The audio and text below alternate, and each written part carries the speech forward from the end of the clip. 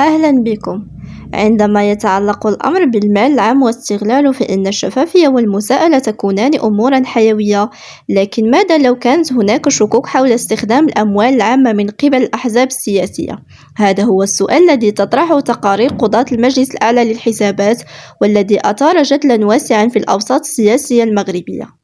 فقد كشفت تقارير قضاة المجلس الأعلى للحسابات عن فضيحة مالية تتعلق بضياع مبلغ 20 مليون درهم، والذي كان مخصصا لدعم دراسات وبحوث اقتصادية واجتماعية وبيئية. وبالرغم من التزام عدة أحزاب بإنجاز مهام ودراسات، إلا أن التقرير أشار إلى تفاوت واضح في جودة العمل واستحقاق المبالغ المالية المدفوعة.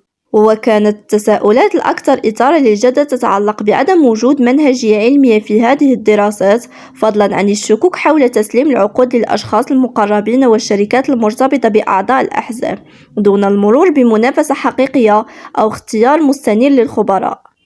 ومن بين الأحزاب المذكورة في التقرير، أبدت العديد منها رفضها واستنكارها لما ورد فيه، محاولة تبرير استخدام الأموال وإلحاق اللوم بالحكومة والجهات المعنية بصرف الدعم الإضافي. من جهة أخرى، تعهدت بعض الأحزاب بإعادة المبالغ المستلمة إلى خزينة الدولة، في إشارة إلى استعدادها للالتزام بالشفافية والمساءلة. على الرغم من تبريرات الأحزاب وتفسيراتها، فإن الجدل لا يزال قائما حول شفافية استخدام الأموال العامة ومدى مساءلة الأحزاب ومسؤوليها عنها. ومع وجود تساؤلات حول مستقبل الحكومة وقدرتها على ضمان استخدام الأموال العامة بطريقة شفافة ومسؤولة.